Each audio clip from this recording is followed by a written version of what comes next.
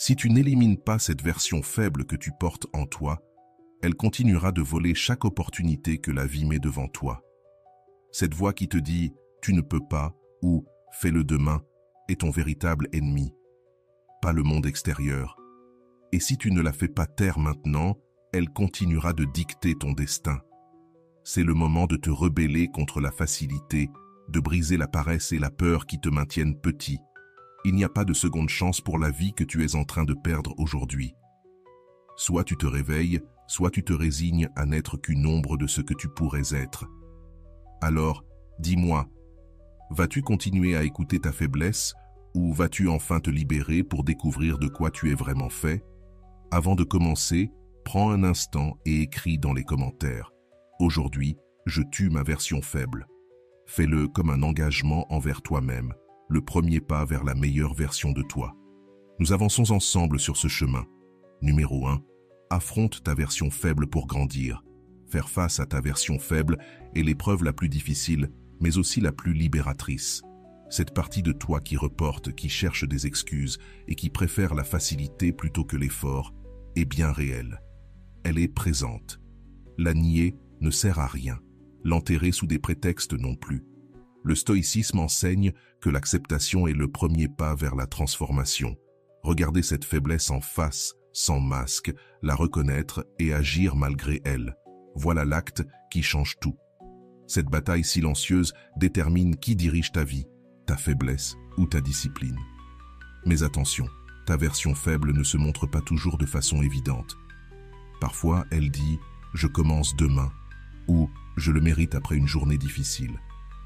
Elle se déguise en logique alors qu'elle n'est que peur, en repos alors qu'elle est paresse, en prudence alors qu'elle est insécurité. Reconnaître ces masques est vital. Si tu ne les détectes pas, tu finis par croire que c'est ta véritable voix, alors que ce n'est que le saboteur qui veut t'empêcher de changer. Le premier acte de pouvoir, c'est donc l'honnêteté radicale avec toi-même. Fais une liste claire et brute de toutes les façons dont ta version faible se manifeste. Tu reportes des projets importants, tu manges ce que tu sais nocif pour ta santé, tu te distrais vite, mais t'engages lentement. Mets-le par écrit, car tant que ce n'est pas devant tes yeux, ça agit dans l'ombre. Nommer ton ennemi intérieur, c'est déjà lui enlever une partie de sa force. Ensuite, vient le défier par des actions opposées. Si ta faible version trouve une excuse pour ne pas t'entraîner, ta version forte se lève et s'entraîne, même sans envie. Si ta version faible veut repousser un travail, ta version forte le commence immédiatement, même par un petit pas. Il ne s'agit pas de motivation, mais de discipline. Chaque fois que la voix faible apparaît, voilà comme une alarme qui te dit « voilà une occasion de te renforcer ». Et à chaque fois que tu agis contre elle, tu muscles ta discipline. Le plus puissant dans ce processus, c'est que tu n'as pas besoin d'attendre que cette voix disparaisse. Elle restera là, à murmurer ses doutes, à proposer des raccourcis.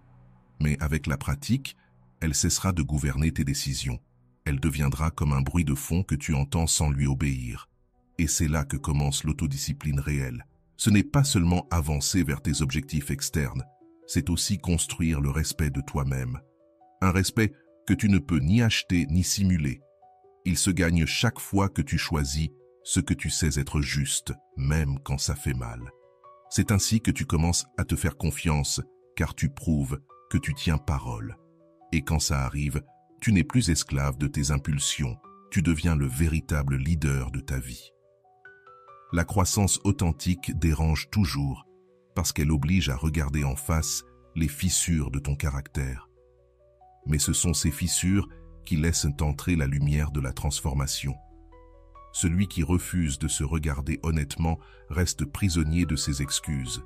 Celui qui ose affronter sa faiblesse et répondre par la discipline commence à vivre avec une force qui ne dépend pas de la motivation, mais d'un engagement profond envers sa meilleure version. Le stoïcisme le dit clairement. Il ne s'agit pas de détruire ta faiblesse, mais de décider chaque jour quelle version de toi prend le contrôle. Et cette décision répétée façonne ton caractère, construit un pouvoir intérieur que rien ni personne ne peut t'enlever. Finalement, ta faible version ne disparaît jamais vraiment, mais elle perd de son pouvoir. Et dans ce processus, toi, tu deviens plus grand, plus solide, plus libre. Car ce qui transforme réellement, ce n'est pas de gagner une bataille extérieure, mais de remporter la guerre silencieuse à l'intérieur de toi. Numéro 2. Ne sous-estime jamais ta faiblesse. Avant de continuer, si tu n'es pas encore abonné à ma chaîne YouTube, je t'invite à le faire dès maintenant. En t'abonnant, tu seras informé de toutes mes nouvelles vidéos, ce qui te permettra de ne rien manquer de contenu précieux. Ta partie faible sabote tes rêves. Ton plus grand obstacle n'est pas à l'extérieur, il est à l'intérieur.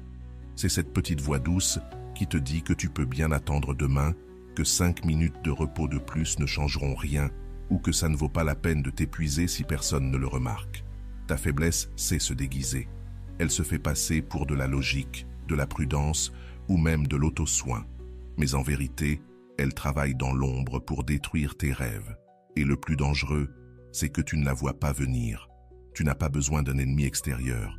Tu en portes déjà un à l'intérieur, qui éteint ton feu avant qu'il ne s'allume. La facilité paraît inoffensive, mais c'est l'arme la plus mortelle contre tes ambitions. Elle ne t'attaque pas de face, elle t'enveloppe de douceur et te fait croire que choisir la voie facile est normal. Elle te dit que 5 minutes de sommeil en plus ne comptent pas, que remettre à demain est ton droit, que moins d'efforts est une manière de te protéger. Et petit à petit, chaque rêve s'éteint. La vie ne t'écrase pas toujours par de grandes tragédies. Elle te brise souvent dans ces petits moments où tu cèdes à la voie de la facilité. C'est pourquoi il est vital d'apprendre à détecter son jeu. Cette voix faible ne sonne pas comme une ennemie, elle sonne comme une amie. Elle te promet un soulagement immédiat, mais en échange, elle t'arrache l'orgueil de tenir tes engagements. Chaque fois que tu lui cèdes, tu perds plus qu'une journée productive. Tu perds ta confiance en toi. Et quand tu ne crois plus en toi, tout devient plus difficile, car au fond, tu sais que tu risques encore de te trahir. Le stoïcisme enseigne que la discipline est ton bouclier contre cette autodestruction silencieuse. Tu ne peux pas faire disparaître la tentation, mais tu peux lui répondre par l'action. Chaque fois que cette voix te pousse à reporter, agis immédiatement, même en petit. Tu n'as pas envie de t'entraîner, mets tes chaussures et commence. Tu n'as pas envie de travailler? Ouvre ton fichier et écris une seule ligne. La force est là. Agir surtout quand tu n'en as pas envie. C'est ça qui sépare les rêveurs de ceux qui concrétisent. Ta faiblesse se nourrit de chaque promesse que tu brises. C'est pourquoi tu dois apprendre à honorer ta parole, même quand personne ne te regarde. Ce respect silencieux envers toi-même forge ta discipline. Ce n'est pas l'applaudissement qui construit ton caractère, mais ce choix invisible de faire ce que tu avais dit. Et quand tu le fais, quelque chose change en toi. Tu récupères ton identité, car tu commences à te voir comme quelqu'un de fiable. Tu récupères ton focus, car chaque action solide réduit le bruit des doutes. Tu récupères ton énergie, car tu n'as plus besoin de te justifier, ni de porter la culpabilité d'avoir cédé.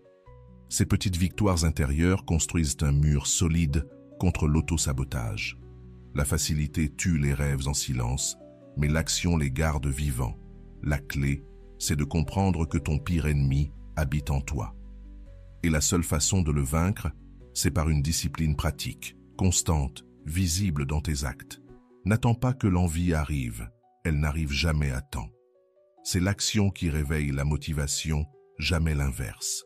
Selon le stoïcisme, ta véritable force se mesure dans ta capacité à agir droitement, même quand ton esprit réclame la facilité. Et quand tu le fais encore et encore, la voix faible ne disparaît pas, mais elle perd son pouvoir. Tu reprends le contrôle. Tu deviens maître de ton destin.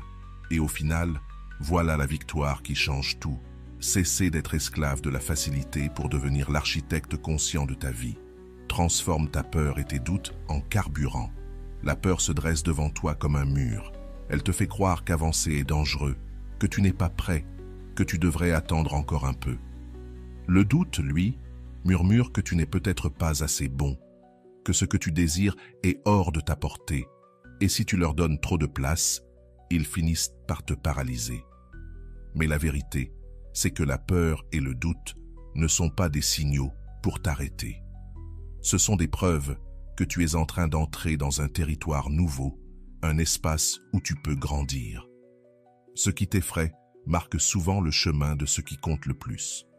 Souviens-toi, les moments où tu as le plus changé dans ta vie ont toujours été accompagnés de peur.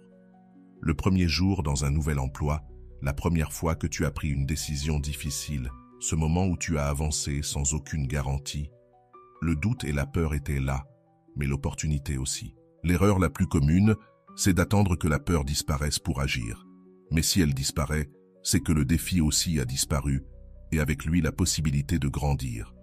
Apprendre à vivre avec la peur, c'est ce qui sépare ceux qui avancent de ceux qui restent enfermés dans une sécurité vide. Le stoïcisme enseigne qu'il ne faut pas fuir les émotions inconfortables, mais leur donner un nouveau sens. La peur cesse alors d'être un obstacle pour devenir une boussole. Si quelque chose t'effraie parce que cela peut transformer ta vie, c'est justement là que tu dois aller. L'inconfort est la preuve que tu es au bon endroit. Le nier t'enchaîne, mais l'accepter comme une partie du chemin te donne une force que tu n'aurais jamais imaginée.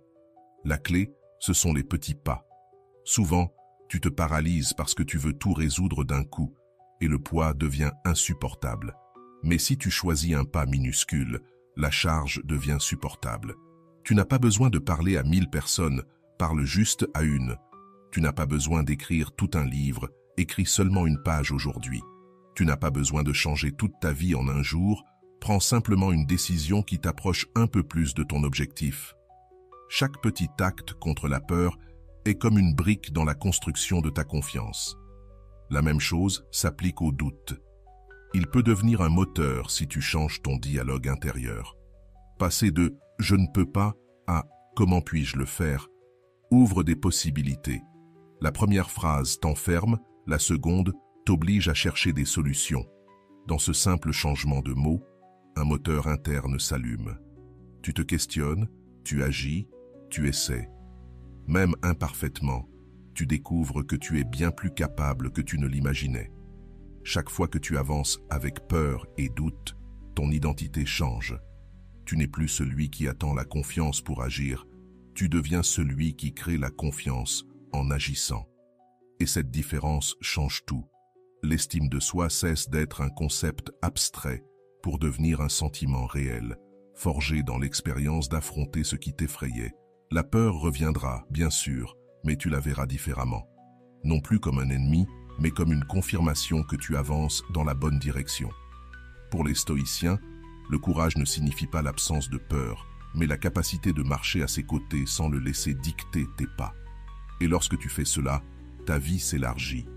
Tu oses aller vers des horizons que tu n'osais même pas regarder. Tu bâtis une identité solide, non pas sur ce que tu crois pouvoir faire, mais sur ce que tu as déjà accompli malgré tes peurs. C'est ça, la véritable confiance. Pas l'illusion de se croire invincible, mais la certitude que, même si tes mains tremblent, tu es capable d'avancer. La procrastination n'apparaît pas avec bruit ni avertissement. Elle se déguise en prudence, en planification, en cette idée trompeuse que ce n'est pas encore le bon moment. Et pendant ce temps, ce que tu aurais pu commencer aujourd'hui devient une chaîne qui t'emprisonne demain. Quand tu regardes en arrière, tu te rends compte que tu ne te souviens presque jamais des jours où tu as attendu, mais des jours où tu as osé agir. Tout vrai changement commence par un pas imparfait, une action qui semblait petite, mais qui a tracé un chemin nouveau. Remettre les choses à plus tard ne garantit qu'une seule chose, tu ne seras jamais prêt, car la vérité, c'est que tu n'auras jamais toutes les conditions de ton côté. La réalité est brutale. Si tu attends la motivation, elle ne viendra pas. C'est l'action qui allume la motivation, jamais l'inverse. La médiocrité est habile pour se déguiser. Elle te convainc que trop planifier, c'est être intelligent, alors qu'en réalité, c'est de la peur paralysée. Elle te fait croire que contrôler chaque détail, c'est avancer, alors qu'en vérité, tu restes immobile. Chaque fois que tu dis « je le ferai demain », tu n'alimentes pas ton projet ni ta vision. Tu renforces seulement le muscle de la procrastination. Et plus ce muscle devient fort, plus il est difficile à briser. La seule sortie, c'est choisir d'agir aujourd'hui. Même si ce n'est pas parfait, même si c'est inconfortable, même si tu ignores si ça réussira. Le stoïcisme enseigne que le véritable contrôle ne se trouve pas dans les conditions extérieures, mais dans ta capacité à répondre avec action, ici et maintenant. Ce n'est pas attendre un scénario idéal qui ne viendra probablement jamais, mais utiliser ce que tu as déjà et avancer. Voilà l'essence de la discipline stoïcienne. Agir dans le présent sans dépendre des circonstances extérieures, avec la confiance que la constance finira par porter des fruits. En pratique, le secret, c'est de rompre l'inertie avec quelque chose de petit. Tu n'as pas besoin d'atteindre ton objectif en un seul coup. Tu as seulement besoin de commencer. Si tu as du mal à t'entraîner, commence par 5 minutes. Si tu veux écrire, écris un paragraphe. Si tu veux entreprendre, fais un appel. La force réside dans l'interruption du schéma d'attente. Parce que quand tu bouges, même un peu, ton esprit change d'état. Tu passes de victime de la procrastination à créateur en action. Et cette transition est ce qui te donne le plus de pouvoir. Le résultat d'agir maintenant ne se limite pas à progresser vers tes objectifs, mais à bâtir une identité solide. Chaque fois que tu choisis d'avancer, même d'un pas minuscule, tu prouves à toi-même que tu peux avoir confiance en toi. Et cette confiance vaut bien plus que n'importe quel résultat immédiat, car elle devient la base de tes futures grandes actions. Peu à peu, ce nouvel élan se transforme en habitude. Tu remplaces la procrastination par le courage. Tu comprends que le véritable pouvoir ne se trouve pas dans l'attente du moment parfait, mais dans l'action présente. La vie ne se transforme ni dans les plans ni dans les intentions, mais dans ce que tu choisis de faire maintenant. Peu importe si tu doutes, si tu as peur, si tout n'est pas encore clair. La seule chose qui compte, c'est de commencer. Parce que tout le reste s'ajuste en chemin. Le stoïcisme nous rappelle que la grandeur se construit dans le présent, pas dans un futur imaginaire qui ne vient jamais.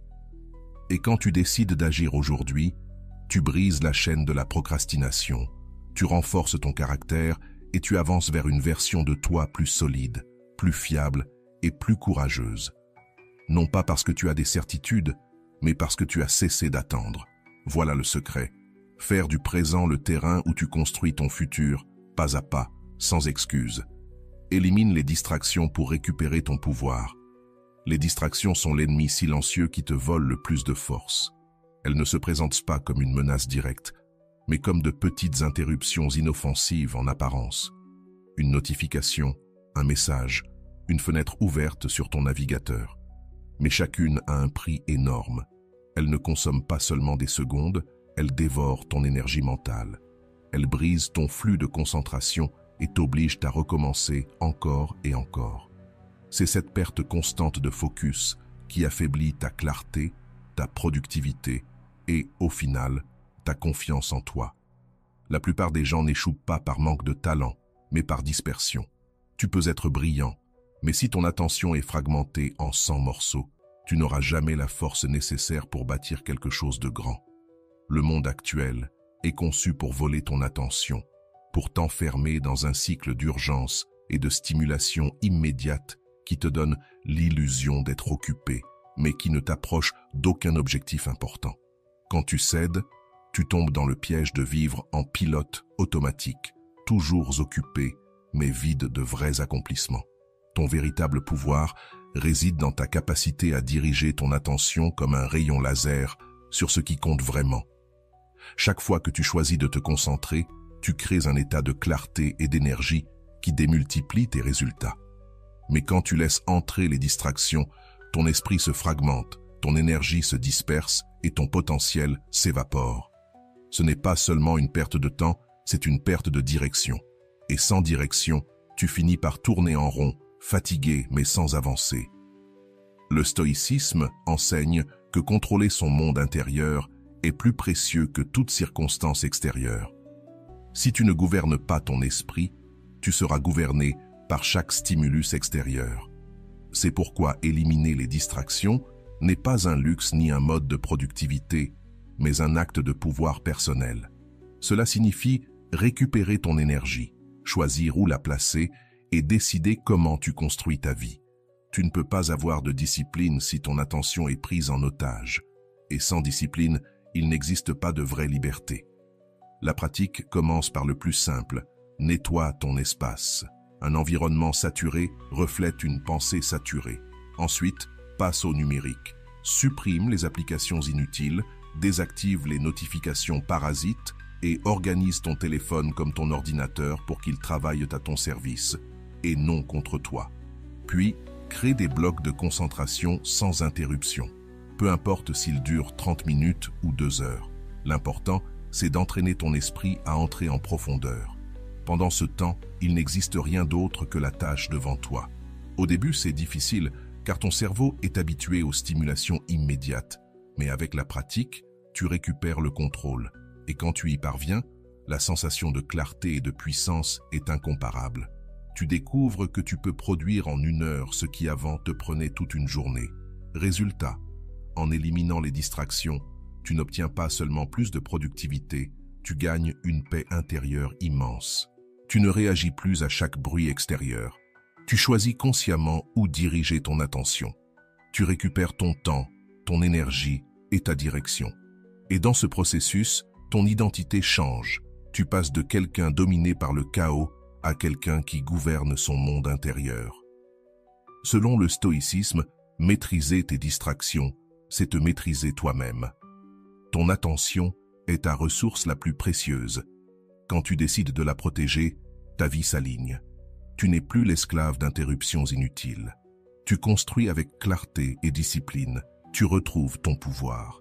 Car le vrai progrès n'arrive pas quand tu fais 1000 choses à la fois, mais quand tu supprimes ce qui est superflu et concentres toute ton énergie sur l'essentiel.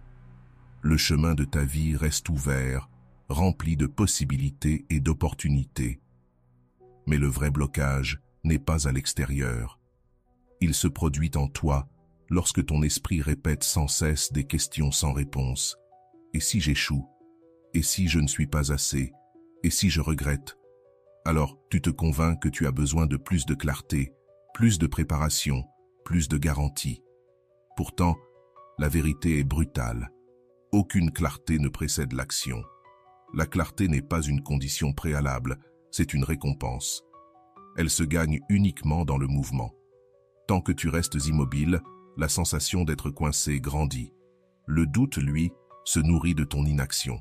Chaque jour que tu repousses, il devient plus fort, plus convaincant. Il te murmure qu'il vaut mieux attendre, que demain sera différent, que bientôt viendra le bon moment. Mais ce bientôt n'arrive jamais, car le doute ne disparaît pas avec le temps. Il disparaît uniquement avec l'action. Chaque pas, aussi petit et maladroit soit-il, détruit une part du poids mental qui t'écrase. Quand tu bouges, même imparfaitement, l'illusion d'être prisonnier se brise. Tu découvres que la cage n'avait pas de verrou. Il te suffisait de pousser la porte. Le stoïcisme nous enseigne que nous ne contrôlons pas toutes les circonstances, mais que nous avons le pouvoir de décider. Rester dans le doute, c'est choisir la paralysie. Agir malgré la peur, c'est reprendre ton pouvoir. Tu n'as pas besoin d'attendre la confiance pour bouger. C'est en bougeant que tu la construis. Chaque pas, posé au milieu de l'incertitude, est une victoire sur ton esprit. Ne cherche pas le pas parfait. Cherche simplement le premier. Une action minuscule suffit pour briser l'inertie. Écrire une ligne, envoyer un message, lever la main, dire « oui ». Ces petites décisions enclenchent un effet cumulatif. Un pas appelle un autre et la chaîne se brise. Le doute et la peur ne disparaîtront jamais complètement, mais ils perdent leur pouvoir lorsque tu avances avec eux. Tu n'as pas besoin de les éliminer, seulement de te prouver que tu peux marcher malgré leur présence. Chaque fois que tu le fais, ton identité se transforme. Tu passes de la personne piégée à la personne qui ose, et cette nouvelle perception de toi-même libère ta vie de la prison du doute. Le résultat immédiat, ce n'est pas la résolution de tous tes problèmes, mais une sensation de libération. Tu n'es plus immobile. Le mouvement te rend de l'énergie, il t'apporte clarté et concentration. Tu comprends alors que le blocage n'a jamais existé. C'était toi qui te retenais toi-même. Et quand tu réalises cela, tu n'attends plus de signes magiques. Tu comprends que l'action est le seul vrai signe qui compte. Selon le stoïcisme, ce n'est pas le destin qui t'enferme, mais tes pensées. La seule sortie, c'est l'action malgré elle. Et lorsque tu oses, la vie s'ouvre. Ce qui paraissait impossible devient possible. Ce qui paraissait sombre s'éclaire. Le cycle du doute se brise et laisse place à un chemin que tu construis pas à pas avec ton courage. C'est alors que tu comprends que tu n'as jamais été enfermé. Tu doutais seulement trop. Utilise maintenant le silence et la solitude comme outil de transformation. Dans notre époque saturée de bruit, d'écran, de notifications et de conversations sans fin, nous oublions la voie la plus importante, la nôtre. Le silence et la solitude ne sont pas des ennemis, mais des alliés puissants. Car lorsque tout se tait, il ne reste que la vérité. C'est dans la solitude que surgissent les pensées que tu fuis d'ordinaire, les blessures qui saignent encore, les peurs que tu n'as pas affrontées, les désirs que tu caches sous des couches d'obligation. Et même si cette révélation est inconfortable, elle est nécessaire. Ce que tu refuses d'affronter continue de te contrôler. Ce que tu regardes en face, en silence, perd son pouvoir. Beaucoup fuient la solitude par peur de ce qu'ils vont y découvrir. Ils préfèrent s'engloutir dans le bruit, les distractions, les divertissements, plutôt que de se confronter à eux-mêmes. Mais tant que tu fuis, tu ne seras jamais solide. Le véritable changement commence lorsque tu oses t'asseoir seul, en silence, et t'écouter.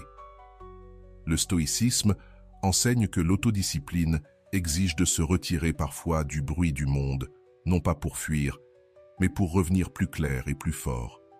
Le silence n'est pas vide, c'est un espace plein de réponses. C'est là que les idées s'organisent, que le but s'éclaire, que ton esprit retrouve sa direction. La solitude devient alors un laboratoire de transformation. Ce qui paraissait chaos trouve une structure, ce qui semblait confusion devient vision. La pratique n'a rien de compliqué. Commence par 30 minutes par jour, sans écran, sans conversation, sans distraction. Écris tes pensées, médite, marche en silence ou simplement assieds-toi calmement. Petit à petit, ce rituel devient ton refuge. Tu n'as plus besoin de validation extérieure parce que ton centre est stable. Tu n'as plus besoin du bruit du monde parce que tu as appris à t'appuyer sur toi-même. Et ce qui autrefois était une peur de la solitude devient un plaisir d'être en paix avec toi-même. Le résultat est une clarté d'esprit et une stabilité intérieure.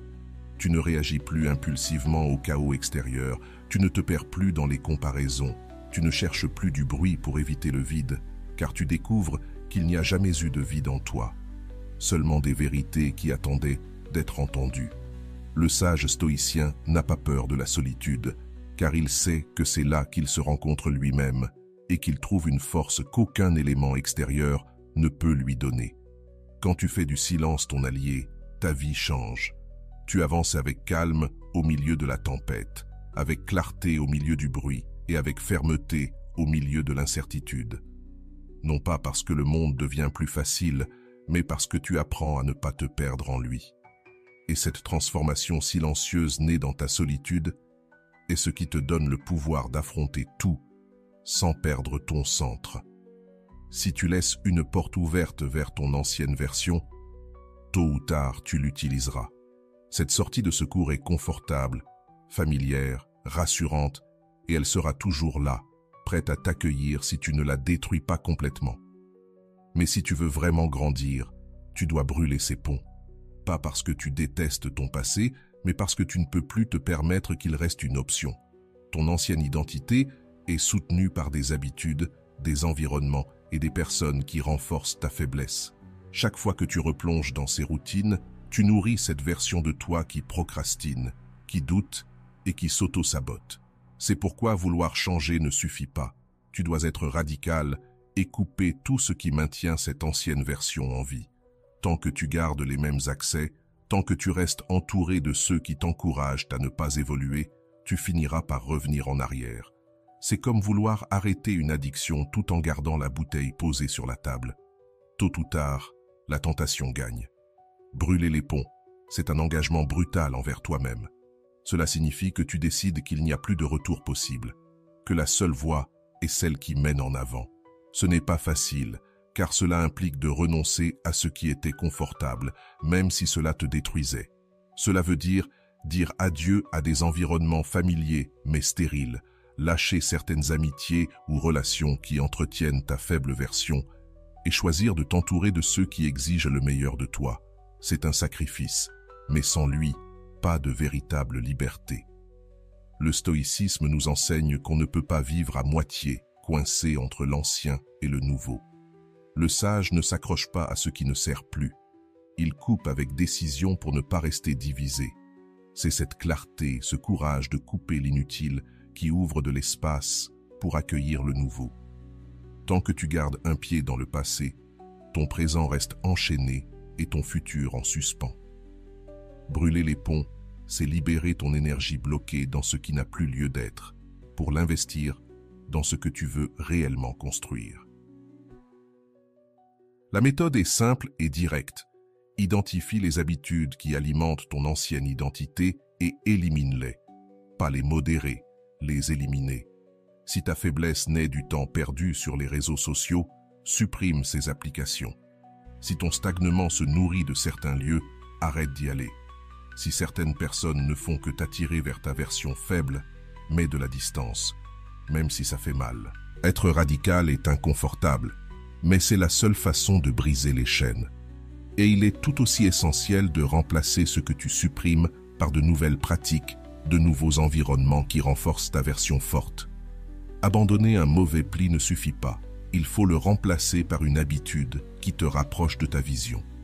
Chaque choix en faveur de ta nouvelle identité devient une pierre posée sur le pont que tu construis vers l'avenir, tandis que les ruines derrière toi disparaissent. Le résultat est une sensation de liberté inédite.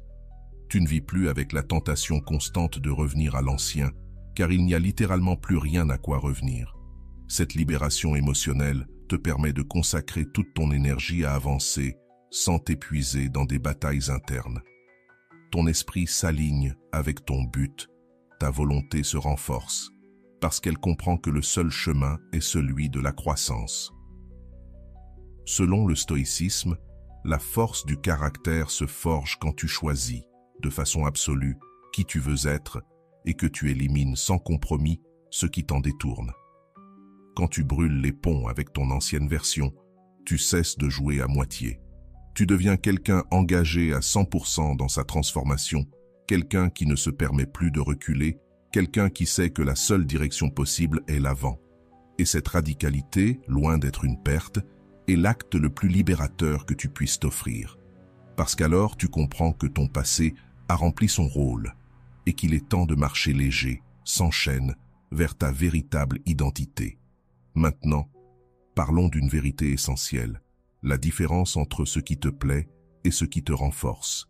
Souvent, tu confonds ce que tu apprécies avec ce qui te fait réellement du bien. Tu te laisses guider par ce qui procure un plaisir immédiat et tu crois à tort que c'est ce qui te rend plus fort. Mais tout ce que tu aimes n'est pas forcément bon pour toi. Le goût doux de la gratification instantanée peut donner une impression de soulagement, mais ce n'est qu'un piège qui retarde ta croissance et affaiblit ton caractère. À l'inverse, ce qui te renforce n'est presque jamais confortable au début, mais laisse une trace profonde et durable. Voilà la vraie différence. L'un te procure un réconfort passager, l'autre t'offre un pouvoir intérieur. Les plaisirs immédiats agissent comme une anesthésie. Ils masquent le vide, la fatigue ou l'ennui, et pendant quelques minutes, tu crois aller mieux. Mais ensuite, survient la culpabilité, la lourdeur ou la sensation de temps perdu. Cette montagne russe est ce qui érode ta stabilité.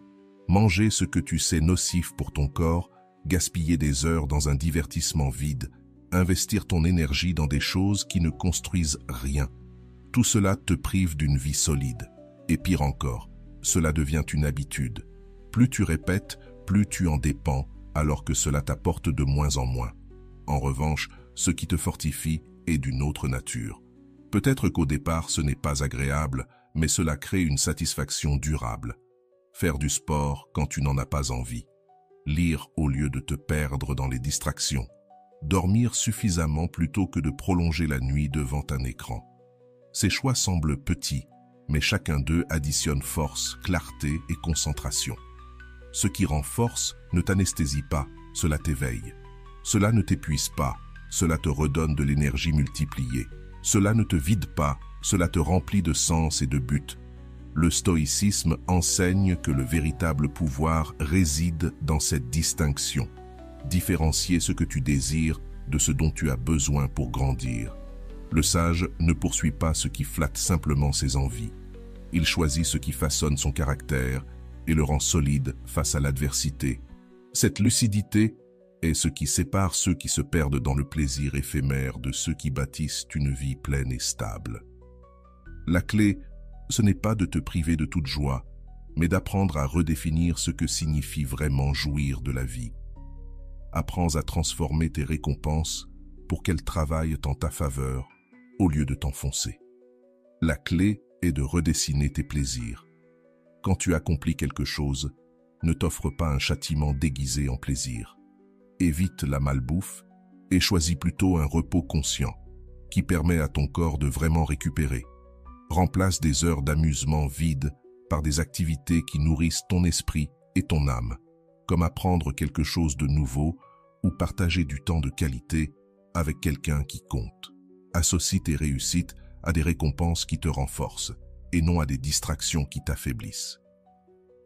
Petit à petit, ton esprit s'habituera à trouver la satisfaction dans ce qui ajoute de la valeur et non dans ce qui t'en enlève. Le résultat de ce changement est profond. Tu gagnes une stabilité émotionnelle, car tu ne dépends plus de stimulations rapides qui disparaissent en quelques secondes. Tu expérimentes une réelle satisfaction, parce que chaque action que tu choisis s'aligne avec ton but et renforce ton identité. Tu découvres alors que tu peux vivre sans ce besoin désespéré de gratification immédiate et qu'à la place, tu peux ressentir une sérénité qui dure bien plus longtemps.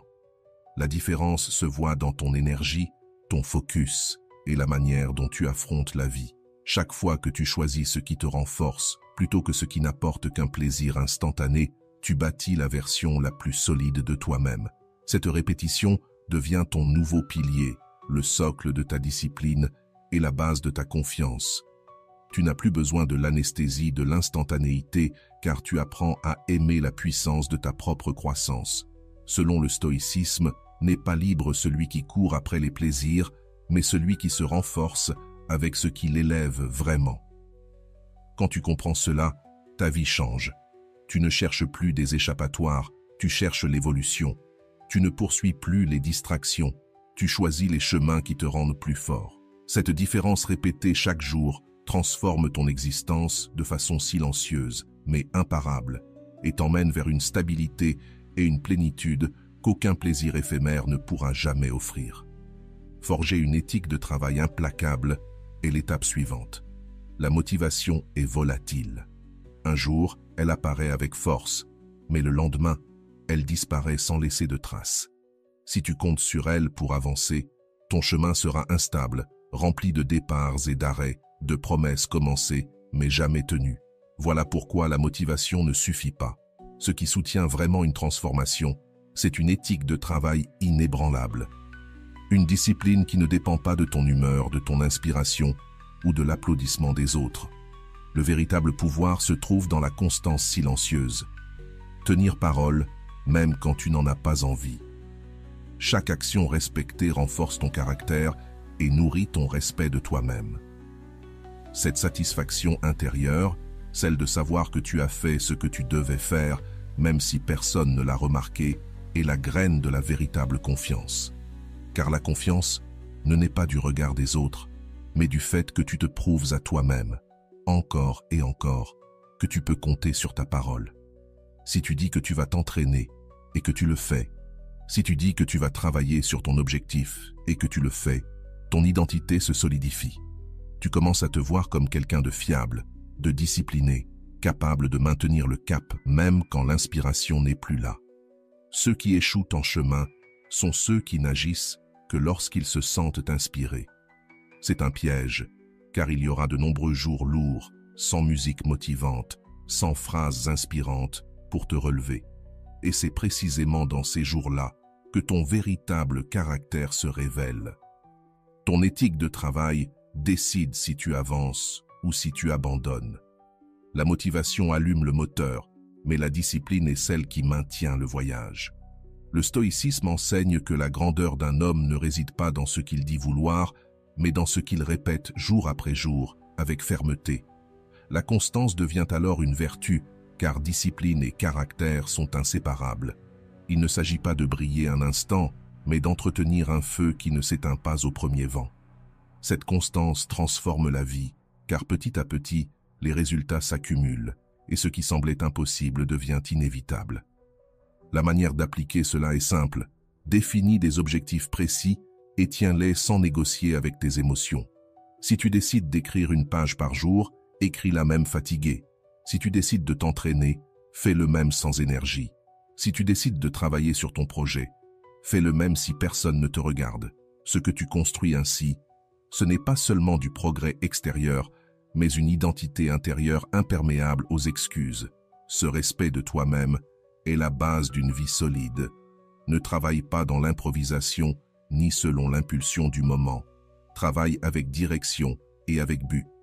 Demande-toi, quelle version de moi est-ce que je veux bâtir et quelles sont les actions quotidiennes qui la soutiennent.